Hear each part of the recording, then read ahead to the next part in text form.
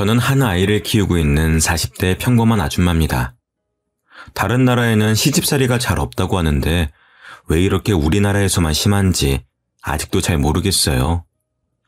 지금은 이혼을 했지만 안면몰수한 그 사람들을 생각하면 아직도 치가 떨립니다. 결혼하기 전까지는 몰랐다가 결혼 직후부터 저는 끔찍한 시집살이에 시달렸어요.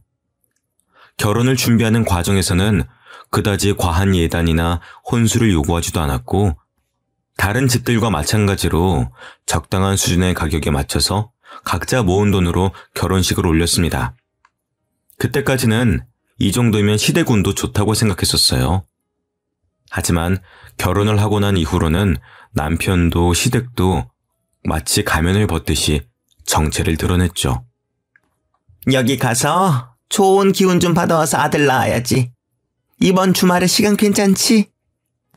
결혼 직후에는 아직 회사 생활을 하고 있었던 터라 주말에는 쉬고 싶었지만 어머님은 매번 저를 찾아와서 주말마다 아이를 생기게 해준다는 절이며 명소들을 데려가셨습니다. 다녀오면 녹초가 되었지만 시댁까지 어머님을 모셔다 드리고 와야 했어요. 사회생활을 하는 것만으로도 너무 지쳐 있었는데 주말마저 그렇게 빼앗겨 버리니 오히려 몸이 안 좋아졌습니다. 피곤이 누적이 되니까 감기나 잔병 치레들도 많이 했었고요.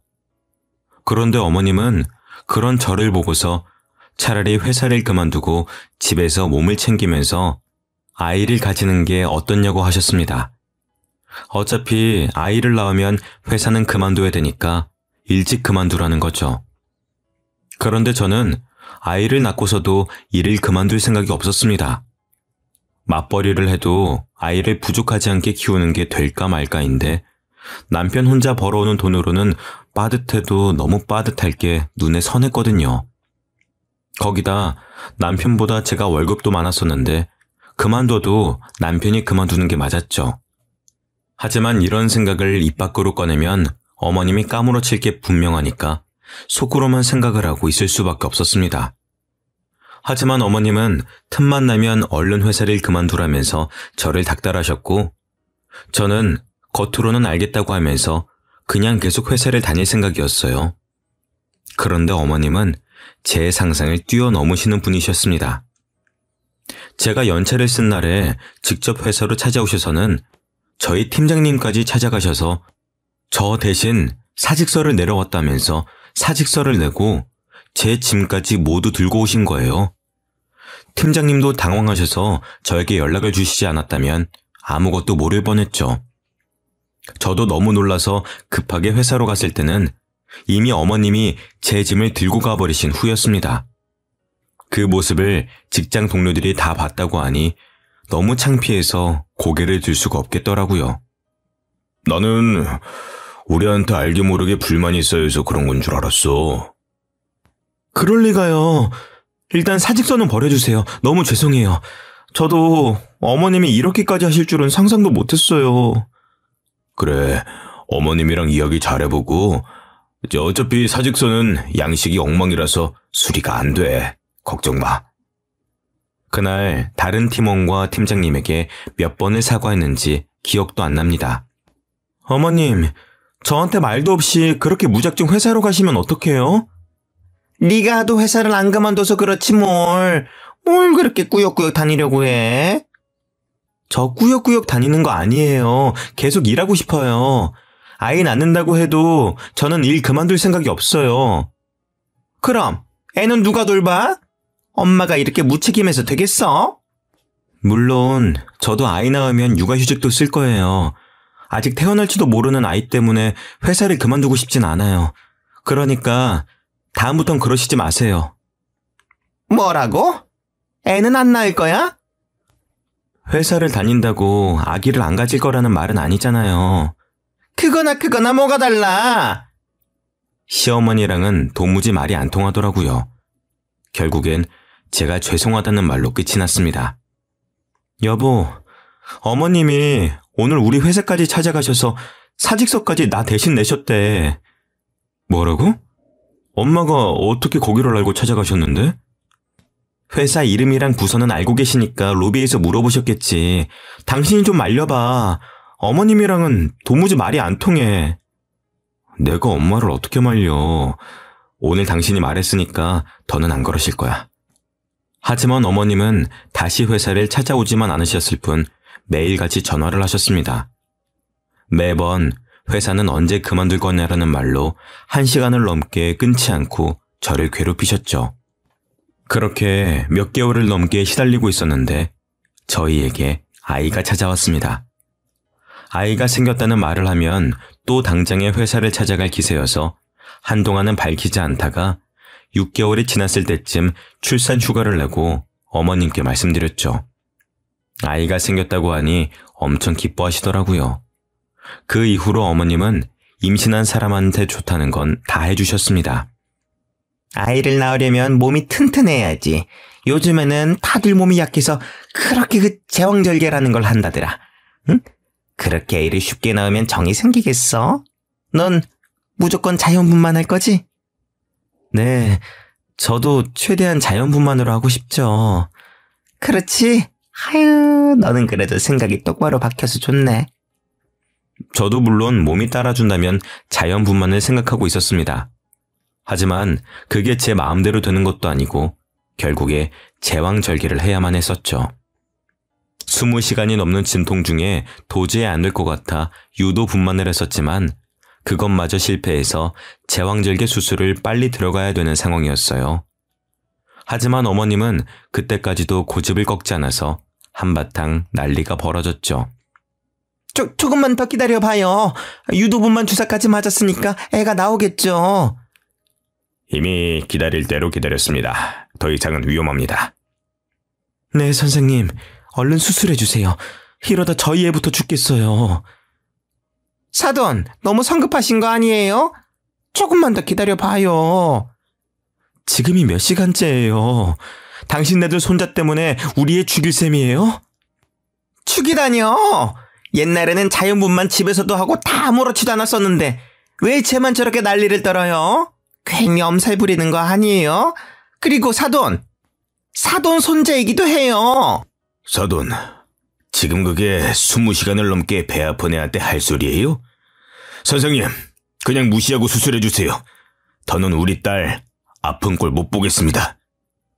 결국 남편은 그 사이에서 이러지도 저러지도 못하다가 부모님들끼리의 싸움으로 번졌고 저희 부모님이 일단 얼른 수술해달라며 재촉한 덕분에 무사히 아이를 낳을 수가 있었습니다. 거기다 아이를 낳고 나니 저는 도로 찬밥 신세가 되어버렸습니다. 아직 몸이 퉁퉁 부어서 앉는 것도 힘들었었는데 어머님은 제 병실을 떠나질 않으셨습니다. 그래서 애는 또 언제 볼 수 있다니? 병실에는 언제부터 같이 있을 수 있대? 그건 조금 있다가 간호사분 들어오시면 물어볼게요. 그렇게 멍하니 있지 말고 운동도 할 겸 직접 가서 물어보고 와. 네가 그렇게 게으르니까 애도 한 번에 못 낳고 수술까지 한 거야. 2인실을 혼자 쓰고 있는데 몸도 건강하신 어머님은 굳이 저를 시켜 먹으려고 하셨습니다.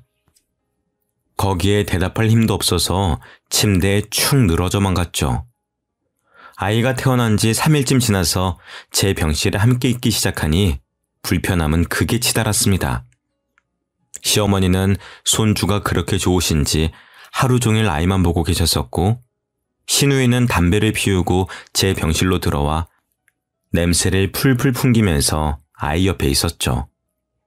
형님, 갓난아이도 있는데 담배 피우시고 1시간 정도는 냄새 빼시고 들어오시면 안 될까요?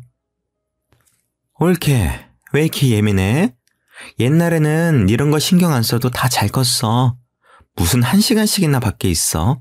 옳게, 유난 떨지 마. 시누이는 결혼도 안 하고 아이도 낳아본 적이 없으니 제 말을 이해를 못 하더라고요. 예, 이거 내 엄마 말이 맞아. 이렇게 갓난아기 때부터 담배 냄새 맡으면 안 좋아. 너희 아빠도 너 태어나고 나서는 한 달 동안 금연했었다. 시어머니가 웬일로 제 편을 들어주셔서 시누이는 입을 삐죽 내밀면서도 말은 듣더라고요. 손자를 위한 일이라면 그저 껌뻑 넘어가셨습니다. 저는 안중에도 없으신 게 문제였었지만요. 아이를 낳고 병원이 너무 갑갑해서 산후조리원에도 안 가고 집으로 돌아왔었는데요. 저는 산후조리사를 쓸 생각이었습니다. 아무래도 몸이 너무 안 좋아져서 회복하는 동안에는 필요할 것 같더라고요. 그런데 그 소식을 들으신 어머님은 거품을 물고 반대하셨어요. 너는 돈이 나만하니? 돈 아깝게 산후조리사는 왜 불러? 갓난아이 있는 집에 자꾸 바깥 사람 들이면 안 좋아. 뭘 믿고 사람을 써? 아는 언니가 소개해 주신다고 하셔서요. 믿을 만한 분이에요. 그래도 어쨌든 바깥 사람이잖아. 정 필요하면 내가 해줄 테니까 그런데 쓸데없이 돈 쓸 생각하지 마. 돈 아까운 줄도 모르니? 어머님은 사람을 부를 돈으로 차라리 자기한테 용돈이나 좀 챙겨달라고 하시면서 기어코 본인이 제 산후조리를 해주겠다고 하시더라고요. 결국엔 또 어머님한테 치고 어머님이 원하시는 대로 하기로 했습니다. 그런데 시어머니한테 맘 편히 이거 해달라 저거 해달라 부탁하는 게 어디 쉽나요? 빨래도 마음대로 돌리시고 옷은 다 상해서 엉망이 되어버렸지만 뭐라 하기도 애매했습니다. 아이를 낳고 나니 손발이 너무 차가워져서 찜질팩을 달고 살아야 했었는데 어머님은 무슨 유난을 떠냐면서 이러쿵 저러쿵 저에게 핀잔만 잔뜩 늘어놓으셨습니다. 그렇게 아무것도 안 하고 누워만 있으니까 그런 거야. 일어나서 운동도 하고 움직이면은 저절로 손발은 따뜻해져. 왜 이렇게 유난을 떨어? 너만 애 낳았니? 결국에는 산후조리는커녕 어머님의 잔소리에 겨우겨우 몸을 움직여 집안일을 했습니다. 몸을 움직여야 임신한 동안 찐 살도 빠지고 몸도 돌아온다는 핑계로 결국엔 집안일의 대부분은 제가 하게 되는 건 정해진 수순이었죠.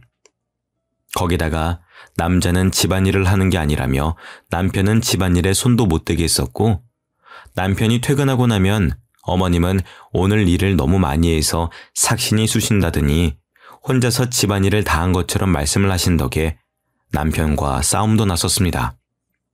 당신 아무리 그래도 당신 시어머니인데 대체 뭘 얼마나 부려먹길래 퇴근하고 올 때마다 엄마가 저렇게 지쳐있어. 당신도 조금은 도와야지. 내가 뭘 그렇게 부려먹어. 당신이 봤어? 빨래도 밥도 청소도 다 내가 하는데 어머님이 부려먹기는 뭘 부려먹는다는 거야?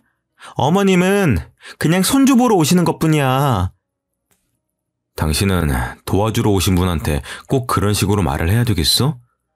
오신 김에 손주도 보시는 거겠지. 과장해서 말하지 마. 엄마 힘든 거 뻔히 보이는데 왜 거짓말을 해? 남편은 제가 힘들어서 살이 쪽쪽 빠지는 건 안 보이는지 어머님 편만 들고 있더라고요. 결국엔 몇 번의 싸움 끝에 산후조리사도 어머님도 안 부르는 걸로 합의했습니다. 그런데 산후조리를 제대로 못하니까 손목이며 골반뼈까지 너무 아프더라고요. 그런 와중에 아이는 봐야 하니 제대로 잠도 못 자고 먹는 것도 먹는 둥 마는 둥이었어요. 시간이 갈수록 몸이 망가지는 게 느껴지더라고요. 결국엔 복직을 해야 될 때까지도 몸은 몸대로 망가져서 회복도 못하고 아이를 맡길 곳도 없어서 회사도 그만두고 집에서 프리랜서로 간간히 일하면서 아이를 돌봤습니다. 집안에서 담배를 뻑뻑 피워대는 시누이가 있는 시댁에 아이를 맡길 수도 없는 노릇이었어요. 남편에게 육아휴직을 내라고 하고 싶었지만 회사가 작으니 그런 휴가도 쓰는데 눈치를 주더라고요. 결국엔 남편이 돈을 벌고 저는 강제로 주부가 되어버렸습니다. 남편 혼자 회사에 다니기 시작하면서 저는 혼자 독박 육아를 해야 됐어요. 복직을 할 예정일 때와 돌아갈 곳이 사라지고 나니 남편의 태도가 완전히 바뀌더라고요. 당신은 집에서 살림만 하면서 집 반찬이 이게 뭐야? 나도 애 보느라 정신없어. 이 정도 반찬이라도 해놓은 게 다행인 줄 알아. 아무리 그래도 너무하잖아. 아니면 엄마한테 반찬이라도 조금 얻어오든가. 아니면 장모님은 이런 거 안 도와주신대? 일도 안 하시잖아. 당신, 내가 시어머니 부려먹는다고 뭐라 할 땐 얹고 왜 우리 엄마는 부려먹으려고 해? 당신 입에 들어갈 반찬을 우리 엄마가 당신 뭐가 예쁘다고 해다가 바치겠어? 말이 그렇다는 거지. 안 그러면 당신이 신경을 더 써주든가. 뭐가 그렇게 불만이 많은지 제가 뭘 하든 불만이 튀어나오기 바빴습니다. 전업주부로 사는 동안 남편이 저를 무시하는 말에 오기가 생겨서 어떻게든 다시 복직해서 그런 소리가 쏙 들어가게 해주고 싶었죠. 그래도 2년쯤 지나서 아이가 어린이집을 다니면서 조금 여유가 생겼어요.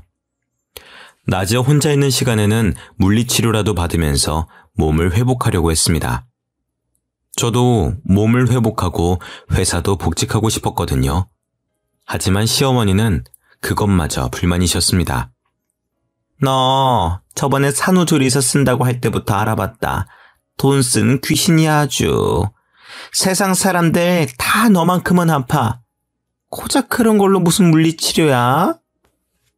남편은 시어머니가 대놓고 저에게 뭐라고 하는데도 아무 생각 없이 있더라고요. 제 커리어도 무너지고 몸까지 망가져가며 아이를 낳았더니 그건 아주 당연하다는 듯 구는 게 너무 서러웠어요.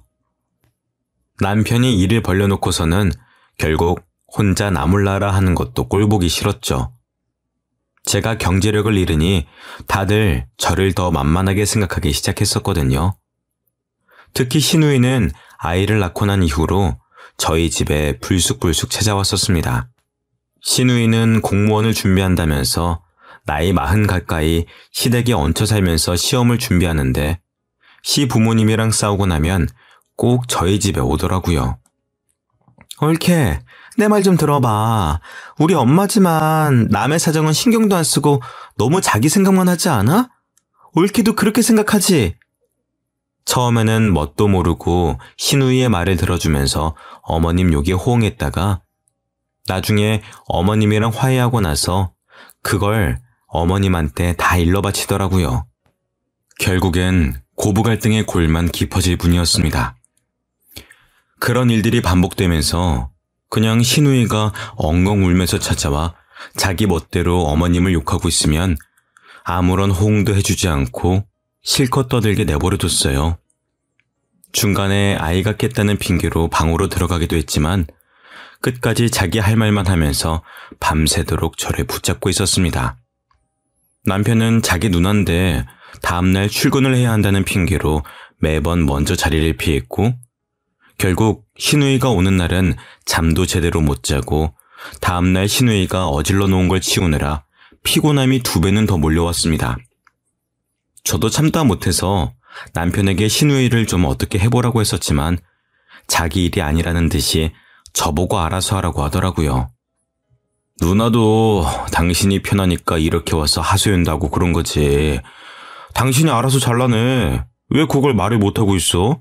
그리고 하소연 들어주는 게 뭐 어때서? 그게 말이 쉽지. 당신 일 아니라고 너무 쉽게 말하지 마. 시댁 식구도 가족이야. 가족끼리 하소연도 못해? 당신도 너무 벽치는 경향이 있어. 당신도 엄마랑 누나랑 좀 가깝게 지내려고 노력이라도 해봐. 남편은 도리어 제 탓을 하면서 친하게 지내라는 엉뚱한 대답을 내놓았습니다. 그러면서 정작 본인은 저희 부모님을 찾아뵙지도 않고 심지어는 명절마저도 혼자 보내면서 그런 말을 하는 게 양심에 찔리지도 않은지 입만 살아서 나불거리더라고요. 당신은 우리 집에 살갑게 구는 건커녕 찾아뵙지도 않으면서 그런 말이 나와? 저거랑 시집은 또 다르지. 딸은 출가 외인이라는 말 몰라? 요즘 시대에 그런 게 어딨어? 너무 이기적인 거 아니야? 당신도 이번 명절에는 나랑 같이 친정 가든가. 왜 또 그렇게 예민하게 받아들여. 됐어. 그만 말하자. 남편은 괜히 불리해지니까 말을 끊어버리더라고요. 엄마가 아이를 낳을 때 시어머니가 고집 부리던 걸 가만히 보고만 있던 남편에게 한 소리 하셨었거든요. 그 일 이후로는 저희 부모님은 뵙기 껄끄러운지 명절에도 저만 혼자 친정으로 보내더라고요. 저희 부모님은 괘씸해하는 듯 하셨지만 굳이 남편을 따로 찾진 않으셨습니다. 그렇게 저만 따로 명절에 찾아가는 게 익숙해졌을 때쯤 일이 터졌습니다. 명절에 친정에 가니까 엄마가 안색도 안 좋고 몸이 퉁퉁 부어있더라고요. 엄마, 얼굴이 왜 이래? 안색이 너무 안 좋은 거 아니야? 몸도 부은 거 같은데? 내버려둬. 그냥 나이 먹으니까 안색도 안 좋아지는 거지. 몸도 이거 나이 들어서 살찐 거야. 아무리 나이를 먹었다고 해도 이건 심하잖아. 병원도 안 가봤지? 이런 걸로 무슨 병원까지 가. 괜찮아. 조금 쉬면 다 괜찮아져. 조금 쉬고 괜찮아지는 거면 병원은 왜 있어? 얼른 옷 입어. 병원 가자. 얘가 왜 이래? 아, 됐어. 공휴일이라서 병원비도 비쌀 텐데. 나중에 연휴 끝나고 내가 가볼 테니까 얼른 앉아. 엄마는 한사코 연휴가 끝나면 가볼 테니까 신경 쓰지 말라고 했었지만 지금까지도 안 갔는데 연휴가 끝난다고 갈 리가 없었어요. 결국엔 엄마를 억지로 일으키다시피 해서 병원으로 향했습니다.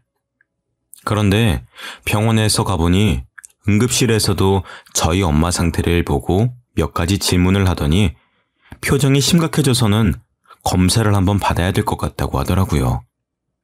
아유, 됐어요. 여기서 주사 한 방 맞으면 다 괜찮아질 텐데 뭘 그렇게까지 해요. 엄마는 괜히 의사가 쓸데없는 검사를 한다면서 제 말도 듣지 않으셨죠. 그래도 이왕 여기까지 왔는데 검사 받아보기나 하자. 그래요. 아빠 말이 맞아. 엄마 지금 피곤해서 그런 게 아니라니까? 엄마는 결국 아빠와 제가 설득에 설득을 거듭한 후에야 검사를 받아보셨습니다. 검사를 해본 결과 엄마가 신장 기능이 너무 떨어져서 투석을 받아야 된다고 하더라고요. 지금까지 어떻게 참으셨어요? 혈뇨도 보시고 몸이 안 좋은 걸 느끼셨을 텐데. 저는 그냥 나이 들어서 그런 줄 알았죠. 많이 심각한 건가요? 당장 투석 일정부터 잡아야 될 것 같습니다. 일단 입원하셔서 이번 주부터 일단 투석 들어갈게요. 이번 주부터요? 병원 왔다 갔다 하면서 받는 거 아닌가요? 그건 환자분들 상태마다 다른데 환자분은 상황이 심각하셔서 일단 입원하셔야 됩니다. 신장 이식 받으시면 제일 좋은데 혹시 가능하신 분 있으신가요? 저요. 제가 할게요. 너는 몸도 안 좋은 애가 무슨 이식이야. 내가 할게. 너희 엄마 이렇게까지 될 동안 몰랐던 나도 책임이 있어. 아빠와 저는 서로 자기가 이식을 하겠다며 나섰었지만 검사 결과 저희 둘 다 부적합 판정을 받았습니다. 아빠는 당뇨가 있으신 데다 저도 신장 기능이 떨어지는 편이라 이식이 안 된다고 하더라고요. 괜히 제가 몸 관리를 못해서 이식을 못 해드린다는 마음에 너무 죄송했습니다. 안 맞을 수도 있지. 그게 어디 네 마음대로 되는 거니? 신경 쓰지 마. 엄마는 신경 쓰지 말라고 하셨었지만 그게 어디 마음이 편하겠어요? 명절 내내 엄마와 아빠와 병원에서 생활하다가 축 처진 채로 집으로 돌아갔습니다. 안 좋은 일이 있었다는 게 얼굴에 다 드러났는지 남편이 웬일로 친정에서 있었던 일들을 묻더라고요. 당신 처가에서 무슨 일 있었어? 왜 이렇게 표정이 안 좋아? 엄마, 병원에 입원하셨어. 입원? 갑자기? 어디가 안 좋으신 건데? 사고라도 당하신 거야? 신장이 안 좋으셔서 신장 이식자 구할 때까지 투석 받으셔야 된대. 당신이나 장인어른 신장은 안 맞대? 당연히 다 검사해 봤지. 아빠는 당뇨라서 안 되고 나는 신장 기능이 떨어진대. 그럼 이식은 누구한테 받으실 수 있는데? 기증자 기다려야지. 빨리 나타나야 할 텐데. 남편은 제가 기증자를 기다린다는 말에 입을 꾹 다물더라고요. 괜히 제가 남편에게도 검사를 받아보라고 할까봐 그러는 게 뻔히 보였어요. 그리고 며칠이 지나고 남편은 괜히 찔렸는지 병문안을 가자고 먼저 이야기를 꺼내더라고요.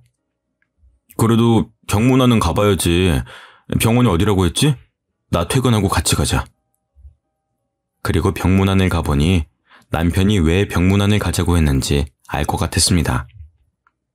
장모님 소식 듣고 제가 얼마나 놀랐는데요. 몸은 괜찮으세요? 괜찮아. 뭘 그렇게 걱정을 해. 신경 쓸 필요 없어. 마음 같아서는 제 신장이라도 이식해드리고 싶었는데 얼마 전에 회사에서 건강검진을 해보니까 저도 당뇨가 조금 있더라고요. 도움이 못 돼드려서 죄송해요. 남편은 혹시나 제가 신장 이식을 해달라고 말을 꺼낼까봐 먼저 선수를 치려고 병문안을 온 거였습니다. 어찌나 안타까운 척을 잘하는지 깜빡 속아 넘어갈 뻔했죠. 검진 결과서라도 들고 오라고 따지고 싶었지만 괜히 몸도 안 좋은 엄마 앞에서 목소리를 높여봤자 좋을 게 없으니 꾹 참고만 있었습니다.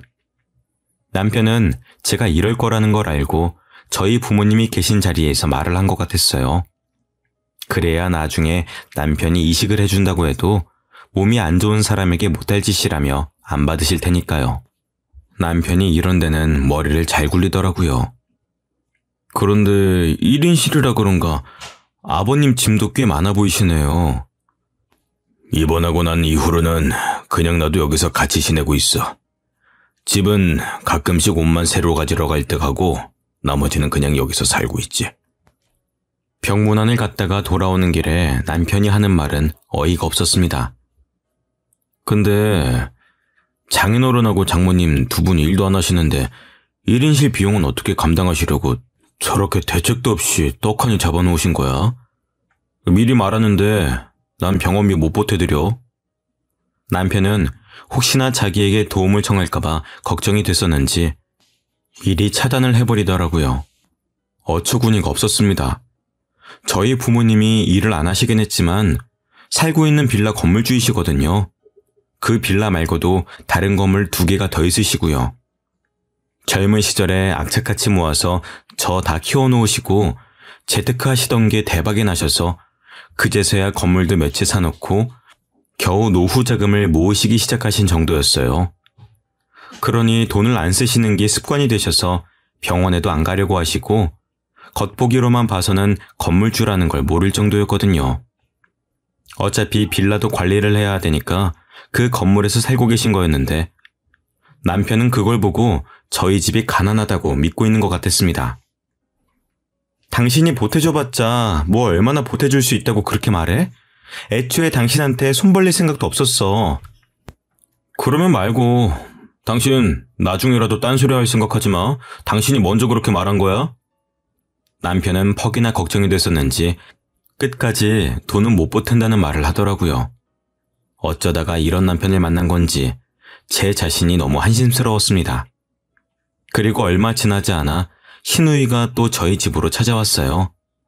하지만 술도 마시지 않았고 밤이 아닌 아침부터 찾아왔다는 게 평소와 달랐습니다. 심지어는 손에 과일도 한가득 들고 왔더라고요. 형님, 이렇게 아침부터는 어쩐 일이세요? 왜? 올키가 혼자 집안일하기 힘들 테니까 내가 도와주려고 왔지. 그동안 신세진 것도 많은데 이렇게라도 갚아야 되지 않겠어? 신우이는 무슨 바람이 들었는지 저희 집에 들어와 처음으로 집안일을 도와주더라고요. 웬일로 조카 앞에서 담배 냄새도 다 털어내고 들어오는 모습에 뭔가 꿍꿍이가 있는 건가 의심부터 하기 시작했는데 역시나 제 예상이 맞아떨어졌습니다. 올케네 부모님 집 빈다면서? 소식 다 들었어. 병원에서 거의 사신다며. 네, 그런데 왜요? 그럼 올케 부모님 집은 비는 거 아니야? 다른 게 아니라 나도 이제 독립할 때가 된 것 같아서. 지금 뭘 말씀하시고 싶은 거예요? 저희 집이라도 빌려달라는 말씀이세요? 어차피 두 분 다 병원에서 생활하신다면서 집 비워놓으면 뭐해? 내가 들어가서 깨끗하게 살게. 나도 나이가 있는데 이제 독립도 해야지. 네, 독립하세요. 누가 하지 말라고 했어요? 형님이 독립하시는 거랑 저희 부모님이 집이 비는 건 완전히 별개 문제죠.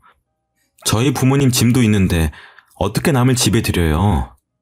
가족끼리 꼭 그렇게 선을 그어야 되겠어? 올케랑 내가 가족이니까 올케 부모님이랑도 가족이지. 어떻게 남이야. 짐 있는 건 난 신경 안 쓰니까 괜찮아. 가족이요? 그렇게 가족 운운하시는 거 안 부끄러우세요? 그렇게 가족 같은 사이인데 저희 엄마 병문안이라도 한번 오셨었어요? 신장 이식이라도 해주실 거예요? 옳게 사람 그렇게 안 봤는데 무섭네. 지금까지 우리 신장이나 노리고 있었던 거였어? 제가 왜 이식을 못 해드리는데요. 아이 낳고 제대로 몸 관리할 틈도 없어서 그런 거잖아요. 형님이 먼저 그런 식으로 말 안 꺼내셨으면 저도 이런 말 안 했겠죠. 대체 사람이 어디까지 양심이 없으면 그런 생각이 가능한지 도무지 이해할 수가 없었습니다. 언제 회복하셔서 집으로 돌아오실 줄도 모르는 건데 무작정 그 집에서 살겠다는 게 제정신인가요?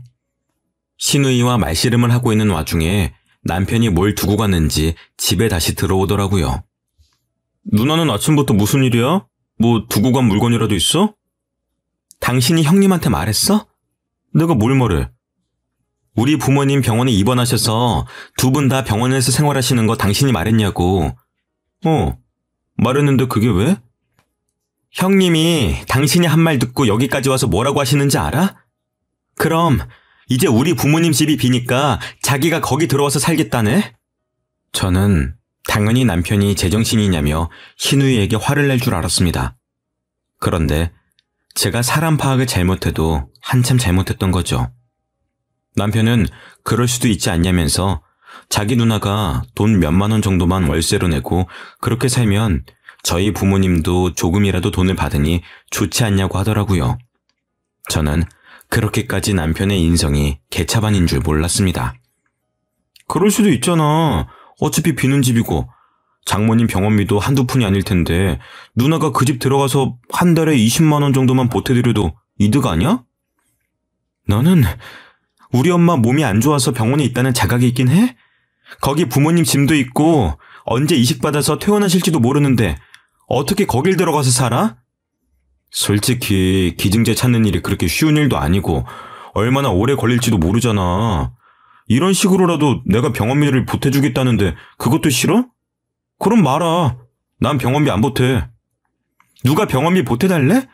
당신이 주는 푼돈 우리도 필요 없어. 누가 누구를 거지로 보는 거야? 당신 주제 파악이나 해. 형님, 독립이 그렇게 하고 싶으시면 여기서 살아요. 저는 더는 이 남자랑 못 살 것 같더라고요.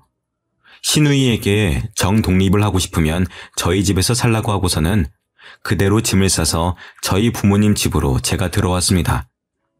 그동안 간병 때문에 아버지가 관리 못하시던 건물을 제가 대신하고 있었거든요. 내친 김에 그냥 제가 그 집에서 살면서 관리하기로 마음을 먹었습니다. 그게 훨씬 편하니까요. 그렇게 집을 나온 후 시어머니에게는 또 전화가 끊이질 않았어요. 너는 애가 왜 이렇게 모난 구석이 많아? 그냥 넘어갈 일도 꼭 선을 그으면서 너 하고 싶은 대로 고집을 부려야 마음이 편해? 왜 이렇게 애가 이기적이야? 어머니, 대체 누가 이기적이라는 건데요? 그렇게 가족 같은 사이라고 하시면서 병문안 한 번 안 온 사람이 뻔뻔하게 집을 달라고 하는데 그걸 참아드려야 하는 거예요? 그게 그렇게 어려운 부탁이야? 그냥 사돈 퇴원하실 때까지 빌려주는 게 뭐 그리 어려운 일이라고 일을 이렇게 복잡하게 만들어? 집 나가면 끝이야! 집 나가면 끝인 게 아니라 끝이라서 집을 나온 거예요. 저는 이제 더 같이 살 마음 없어요. 이제 가족이 아니니까 집도 당연히 안 빌려줄 거고요. 부부 사이에 끝이 그렇게 쉽니? 너희 부모 닮아서 너도 생각이 없기는 마찬가지네. 돈이 없으면 눈치라도 있어야지. 너 이혼해도 위자료는 한 푼도 못 줘. 위자료요? 그깟 푼돈 저도 필요 없어요. 그리고 저희 부모님이 생각이 뭐가 없는데요? 돈도 없으면서 병원 1인실을 쓰는 게 생각이 있는 사람이니? 그러면서 나중에 돈 빌려달라고 할 게 뻔하지 뭐. 쓸데없는 걱정하지 마세요. 저희 집에 차고 넘쳐나는 게 돈인데 남편 도움은 필요 없어요. 돈 빌려달라고 하지 않을까 걱정하던 건 저희 부모님이었다고요. 시어머니와의 전화를 끊고 얼마 지나지 않아 남편이 찾아왔습니다. 당신 정말 이런 일로 이혼하겠다는 거야? 당신 이혼이 그렇게 쉬워? 우리 애는 어떡하고? 안 쉬우니까 지금까지 참아준 거야. 당신 같은 사람 손에 애를 어떻게 맡겨? 당신 이런 식으로 나오면 위자료고 양육비고 한 푼도 못 받을 줄 알아? 당신이 위자료든 양육비든 줘봤자 얼마나 준다고 유세를 부려? 제 말에 남편은 자기가 예상한 반응과 다르게 나오자 당황한 것처럼 보였습니다. 당장 이혼 서류에 사인해. 나는 다 해놨으니까 당신만 사인하면 돼. 남편은 아무렇지 않은 척하며 보란듯이 제 눈앞에서 서류에 사인을 해버리더라고요. 그렇게 저와 남편은 이혼을 하고 법원을 나서는 길에 아빠가 저를 데리러 오셨습니다. 엄마가 아픈 후로 아빠는 엄마가 퇴원하면 여기저기 함께 다니실 거라고 비싼 외제차를 뽑아서 운전 연습 겸 시내 곳곳을 돌아다니셨었거든요. 남편은 아빠가 외제차를 몰고 나타나는 걸 보고 어안이 벙벙해 하면서 저를 붙잡더라고요. 장인어른이 어떻게 외제차까지 사고 다니시는 거야? 내가 말했잖아. 당신이 주는 푼돈은 필요 없다고. 부모님이 사는 그 빌라 전체가 아빠 명이야. 그거 말고도 건물이 더 있는데 당신은 그것도 모르고 누가 누굴 걱정한 건지. 다시는 우리 눈앞에 띄지 말게. 못난 사위도 사위라고 마음에 안 들어도 다 참아주고 있었더니 정도껏 해야지. 장인어른, 건물 가지고 있으셨다는 것 정말입니까? 왜? 이제서야 우리 재산을 들으니까 후회가 되나? 이미 기회는 지나갔어. 다시는 우리 집 사람들 눈에 띄지 말게. 알겠어? 이미 끝난 마당에 그게 진짜면 어떻고 아니면 어떡하게? 멍청하면 착하기라도 하든가. 어쩜 이렇게 하나같이 다 뒤떨어지는지. 제가 남편을 보며 비웃어주자 남편은 어안이 벙벙해서 그 자리에서 굳어버리더라고요. 저는 그런 남편을 두고 아빠의 차를 타고 그 자리를 떠났습니다. 그 이후로 상황 파악이 뒤늦게 끝난 건지 남편은 매일같이 전화를 걸어댔어요. 제가 전화를 받지 않으면 구질구질하게 문자까지 남기면서 다시 합치자고 했습니다. 여보, 내가 그동안 생각을 잘못했어. 장모님 신장이식 검사 한 번 더 받아볼게. 가족이어야지 이식 심사도 잘 통과되잖아. 그러니까 우리 재결합하자, 어? 엄마가 이식 결정이 나지 않았더라면 저도 그 말에 흔들렸을지도 모릅니다. 재결합하고 다시 이혼해서 위자료든 돈을 뜯기는 한이 있어도 엄마만 다시 건강해진다면 그 값을 지불할 생각은 당연히 있었죠. 하지만 남편이 그렇게 구질구질하게 굴 때쯤 뇌사자의 신장을 이식받기로 했습니다.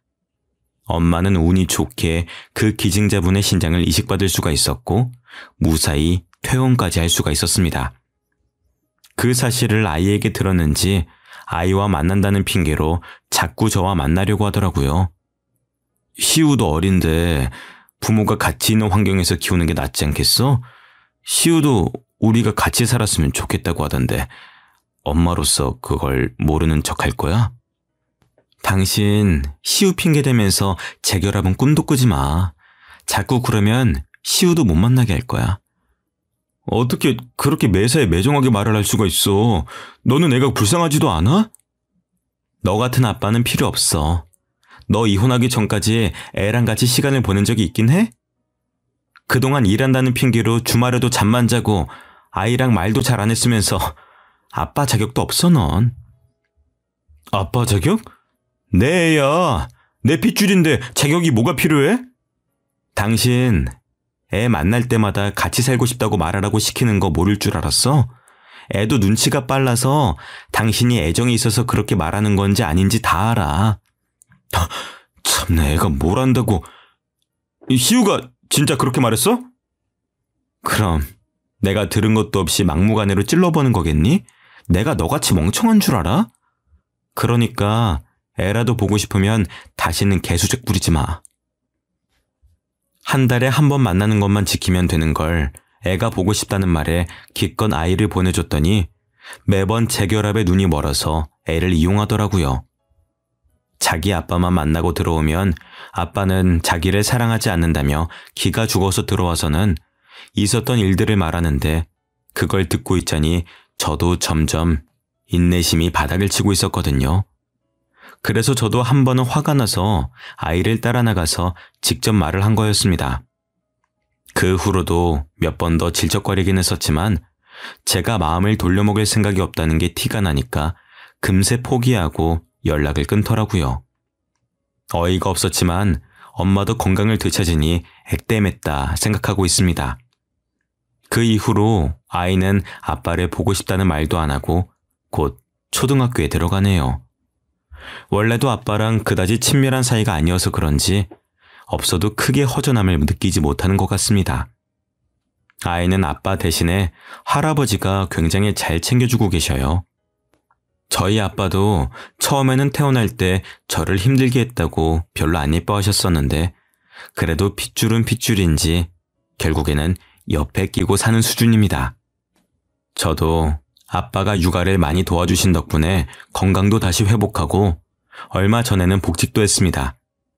예전만큼 큰 회사는 아니지만 나름 복지도 좋고 제 경력을 이어나갈 수가 있어서 저는 만족하고 사는 중입니다. 엄마도 건강을 잘 회복하셔서 이제는 반년에 한 번씩 병원에 가보는 정도네요. 이제 저는 더 바랄 게 없습니다. 저희 가족이 모두 건강하고 행복하게만 살았으면 좋겠습니다. 여러분들도 무엇보다도 건강이 우선이라는 걸 잊지 말고 사셨으면 좋겠습니다.